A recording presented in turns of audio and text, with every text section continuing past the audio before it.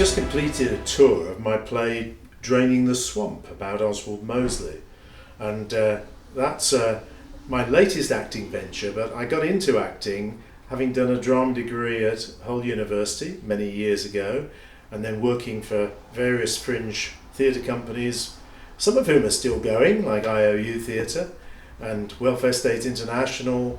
And then I started to direct theatre, and I became the artistic director of a company in Northumberland, a very experimental community theatre company. And then after that I was invited to become associate director of the Everyman Theatre in Cheltenham. And so there I was able to direct work but also act in plays as well. So my acting career took off a little bit then, because I didn't have to go and audition, because I was actually in-house and was able to get roles that were suitable to me there. I started writing as a teenager, and I did write plays, didn't have any of them performed, but then after I left university I was working at the Midlands Arts Centre directing the young company there, and I wrote a piece for them that went to the Edinburgh Festival. Then when I started work on the theatre company in Northumberland, most of the plays that we created were devised work that I scripted. So I worked with a group of actors and community participants, and we would create pieces of work. I would script them. At the Everyman in Cheltenham, I wrote my first plays without devising, one of which was called All Change, which was a theatre and education piece set in the beginning of World War II, and that toured to secondary schools. And then I got a commission from Cheltenham Literature Festival to co-write a play with a playwright called Barry Keefe, and that was a really interesting experience. Then I didn't write any more plays for quite some time, and it's only recently that I've come back to playwriting. And I've always enjoyed both acting and writing, and there are different times when I guess one or other has been my preference. I think if ultimately somebody said to me, well, you can do one or the other, then I would say writing would be what I would choose, primarily because it's an opportunity to some extent control what's being said and to express myself fully. As an actor, I'm playing a role that somebody else has given me. But nevertheless, I enjoy both. That recurring dream, in the House of Commons, speaking for hours without notes. The silence of members moved to a rapturous intensity of concentration.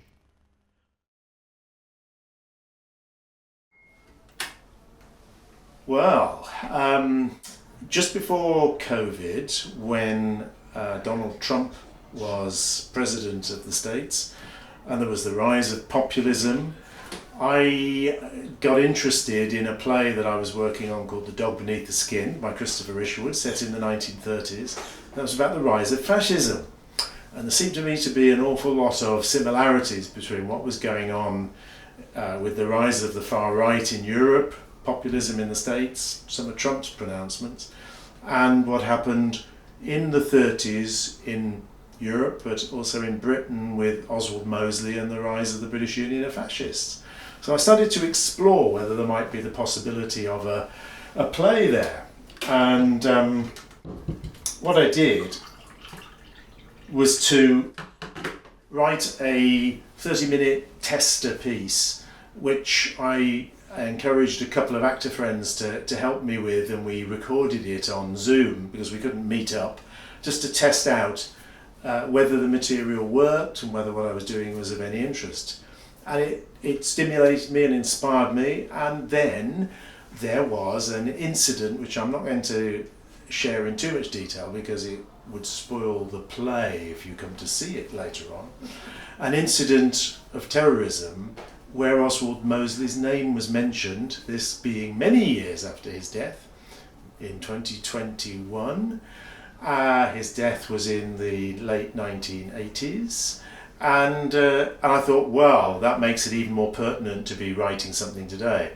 And I'd really enjoyed playing the part of Mosley myself in the piece we'd recorded. So I wrote the full-length play thinking, maybe I will play the part of Mosley on stage, even though I've written it, which might seem a little bit one step too far.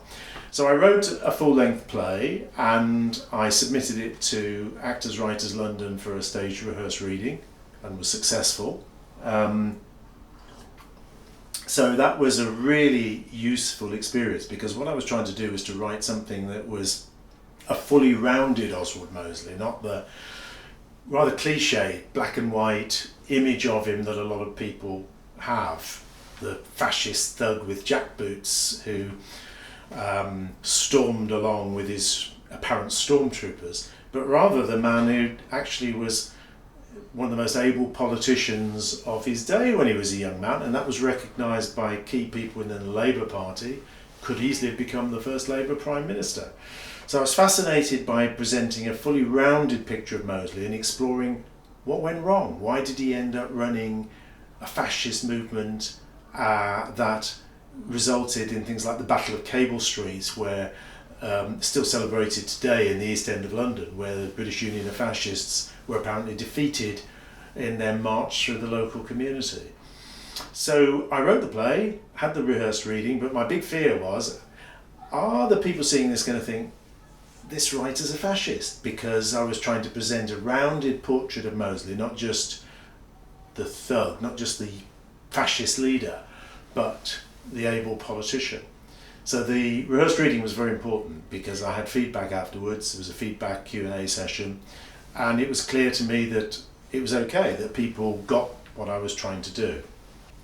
And I'm always a little bit worried about plays having messages. I don't, as a writer, I think if you're just trying to write a message, you're probably not writing a very good play. I wanted to write something that stirred questions, was provocative, didn't have simple answers. But having said that, what I suppose there was motivating it and behind it was the sense of, here is a warning about what might happen if the far right are generating significant popular support again, and also a warning about the fact that sometimes the most dangerous politicians are not actually just evil or thuggish. They could actually be have very good qualities as well, and so you have to be just as aware of the dangers of someone who can present extremely well and has some really good ideas, as well as getting involved in ideas that are not so good. The opposite of my childhood fantasy, imagining, dreaming, living a secret room full of young girls, the harem of the great leader, there to do my bidding and pleased to do it, pure pleasure and excitement. Mosley has an extraordinary reputation with women, and that precedes him, and even precedes his involvement with fascism. He was married twice, to Simi Curzon first of all, by whom he had 3 children, and then after her death, and she died in her early 30s, to Diana Mitford, who in herself was a fairly extraordinary character. But his reputation came about really because from his late teenage years he was a huge philanderer, and in fact after he met Simi and fell in love with her, he managed to get a bed with her stepmother and both of her sisters before he even got married to her, but while he was engaged. So a bit of an interesting story there. So I suppose he was influenced by his need to have affairs, to be a conqueror, is the way he saw it. But his relationship with Diana Mitford became very special, and they stayed together for the rest of their life, although the affairs continued. So who was the most special? Well, there are 3 women in particular. Simi, his first wife, Baba, Lady Alexandra Curzon, who was Simi's younger sister, who he had an affair with while Simi was still alive, and then all the way through until he married Diana, and of course Diana. Which one was the most interesting or special? Was Simi was a fascinating character. She was only the second female MP, came from an aristocratic background. Her father, Lord Curzon, was Viceroy of India, but she became a radical socialist. In fact, she was very interested in Bolshevism, supported the Bolshevik movement, and later on she was instrumental in trying to persuade the British government to let Trotsky have refugee status in the UK. But ultimately Diana is probably the most fascinating, because this is the woman who became a friend of Hitler through her own sister, Unity Mitford, and then exploited that friendship with Hitler to try and persuade the German government to give a radio broadcast license to the British Union of Fascists so that they could benefit from advertising revenue through radio that would fund the fascists in the UK. And she was successful. But before it could be implemented, war broke out. And so that never materialised. Later, after the war, Diana was vilified for her relationship with Hitler and for the fact that she never changed her view that he was a charming, intelligent, courteous man. She accepted the fact that he had committed the atrocities that we know about, but she couldn't believe that this was the same man that she knew so well.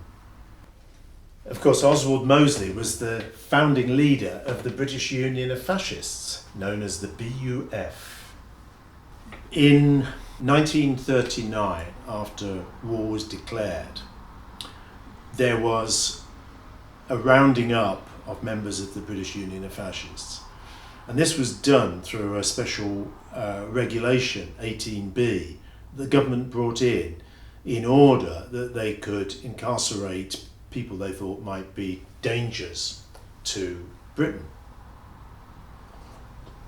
And in fact, the night before Mosley was arrested, the government amended that resolution specifically so they could get Mosley.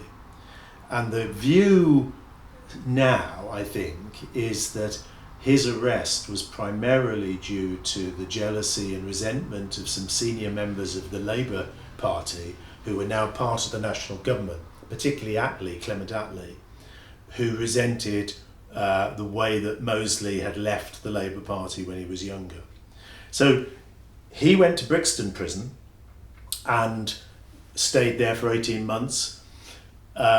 His wife Diana was arrested a few months later. She was arrested 4 weeks after her child was born, and she was taken from her child while she was breastfeeding and put in Holloway Prison. And they spent a year apart, her in Holloway, him in Brixton.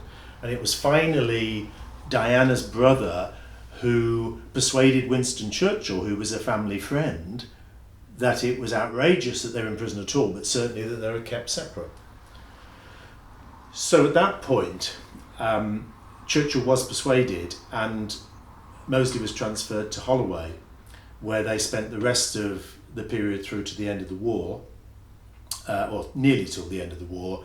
They were released on house arrest a little bit before the end, once it became clear that the Allies were going to win the war. Conditions in Holloway were pretty grim. There was blackout 15 hours a day. There were mainly women in Holloway who were prostitutes from the East End of London. And Diana appeared to be very good, even though she was an aristocrat, at getting on with all of these working class women who you would have not thought she would have had much truck with. And she survived, apparently, on blue cheese and Stilton, because she couldn't bear the prison food. But it was dark, cold, miserable, and, let's face it, they spent a number of years in prison. I suppose a really important thing to say is that neither Mosley nor Diana were ever charged with anything, and therefore they were actually imprisoned in effect illegally. There was never a charge, they were never prosecuted for anything. It was And Mosley had always said that he encouraged the BUF members to sign up and fight for Britain in the war. The world will wake up. The time for strong leaders will come. Popular leaders who say what they think and carry it through. Interesting that political theatre can be both provocative and educational. I think my primary intention is to be provocative. At the same time, having said that, we've had a number of school groups come to see Draining the Swamp, and those school groups have been studying history A-level or politics A-level, and we've usually had a question and answer session with the cast afterwards. And I have to say, the most interesting questions have always been from young people who've got very clear views about Mosley and about what went on and about what we've put into the play. We hope that Draining the Swamp will have an ongoing life. The script has been published. It'd be lovely if other people wanted to create productions, but I would like to see another production of the play. I'd also hope there might be a screen version or a version with the content not exactly the same because it was written as a stage play. And I've also now written my next play called The Soldier with No Name. That's also got some basis in history about two French artists during World War II resisting the Nazis. Interesting subject, and that has a rehearsed reading in London later in 2024. Hope to have a full production next year.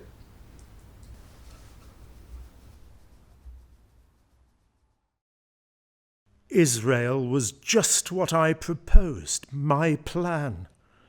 And the Jews have a voice now. But still the lies about the war are perpetuated.